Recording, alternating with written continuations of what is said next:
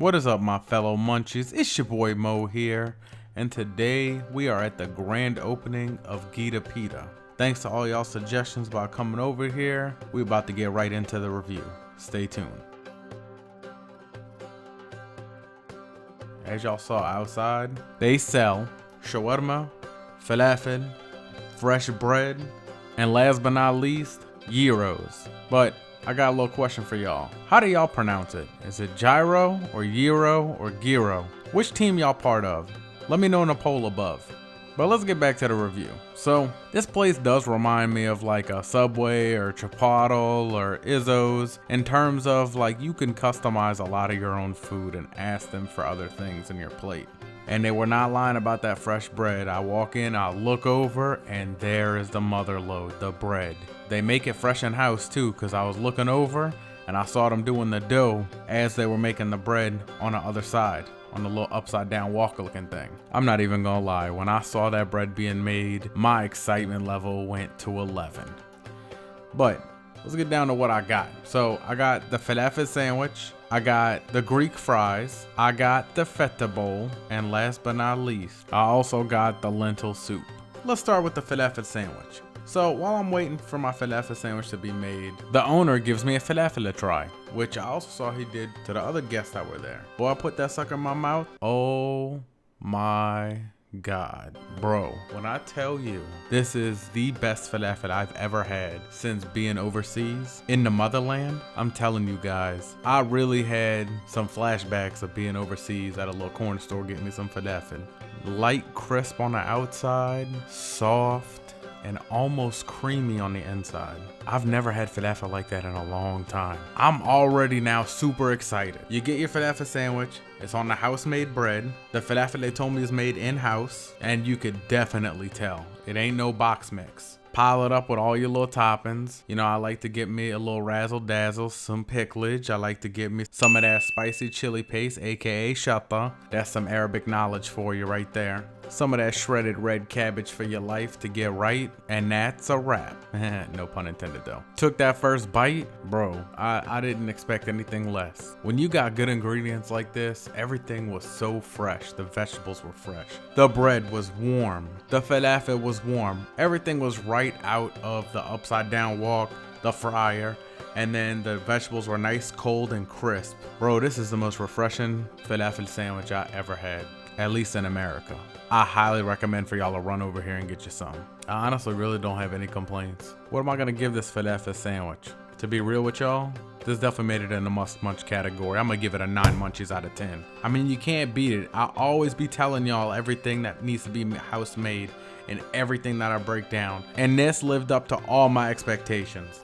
Next up on the list is the Greek fries. Now these aren't your ordinary fries. They actually cut them like little chips. And boy, when I tell you it's a crunch factory in there, oh my God. There were a couple of soggy chips in the whole batch, but honestly, it was definitely not enough to damper the meal. The feta cheese and sumac combination on the chips are amazing. I never thought that that'd be a good combination, but holy crap. And then you get a garlic dipping sauce on the side. Boy, sign me up, cause this thing will send your taste buds to heaven. I promise you. It's got amazing crunch, flavor, and price. Honestly, I'm not even gonna lie, I kinda get bored of fries, and this was definitely a nice spin on it. What rating am I gonna give the Greek fries? 8.5 munchies out of 10. I would definitely munch again.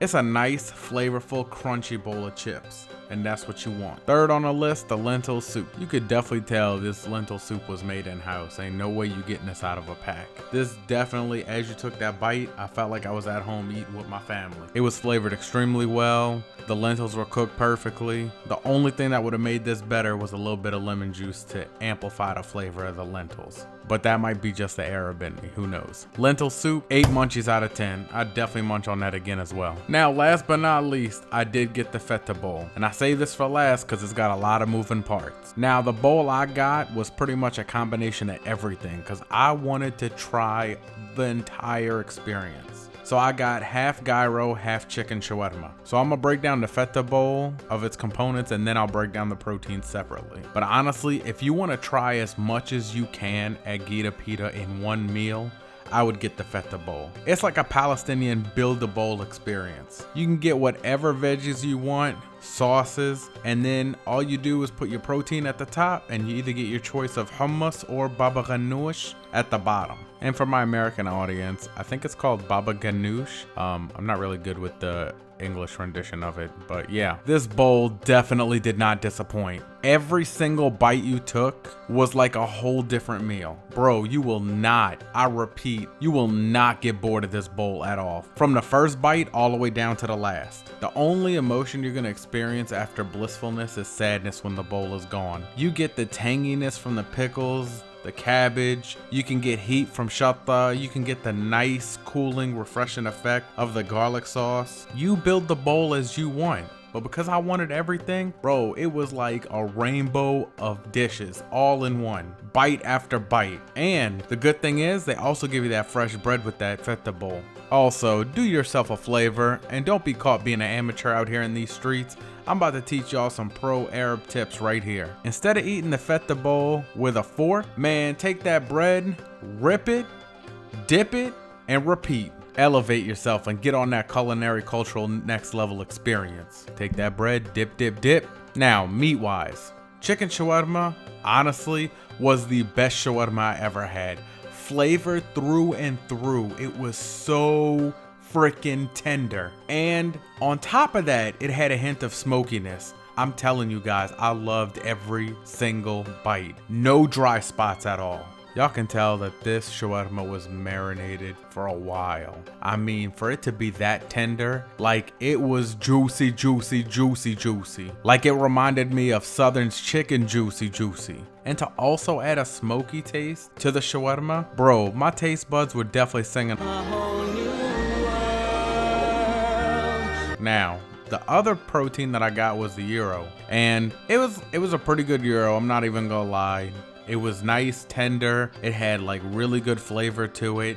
You get like a little peppery bite as well. Overall, I liked it, but remember, I'm not really a gyro type of person because we don't really have it back in the motherland in Palestine. But honestly, my first choice is not gonna be the gyro. It's definitely the chicken shawarma. Like the flavor for the chicken shawarma far exceeds the gyro. And come on guys, along with this beautiful bowl, you even get that bread. And I just want to break down the bread for y'all. So to kind of give you an idea what this bread is like, it's like a fusion of pita bread and shrak. And for those of y'all that don't know what shrak is pretty much very thin bread made on an upside down walk. It is like an elastic bread, very, very thin, and you usually use it as wraps. It's like an upgraded tortilla, I'm not even gonna fib. I'll show y'all some examples of shrak right here. But this bread, so it had the elasticity of shrak and the doughiness of pita. It was a very good fusion. And it also made it to where it was really good as using it as a food vessel. So you could dip, dip, dip, bring it up, and eat that sucker with all that Feta Bowl goodness. Like I said, I'm gonna rate them based off of their protein combinations that I picked. We're gonna start with the Gyro Feta Bowl. I'm gonna give the Gyro Feta Bowl 8 munchies out of 10. I would munch again. And now for the chicken shawarma Feta Bowl.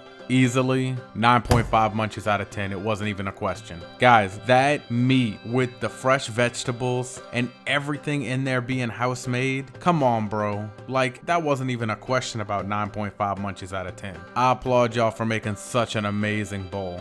But like I said guys, if y'all want to try as much of Gita Pita as you can, get the Feta Bowl. And that concludes the food review. Remember guys, if y'all enjoyed this video, throw me up a like. Also, tap that subscribe button at the top left corner. Help the Munchies Nation grow. Lastly, tap that bell notification so you can get more future food reviews from your boy, Mo Munchies. And as always, until next time, munch on.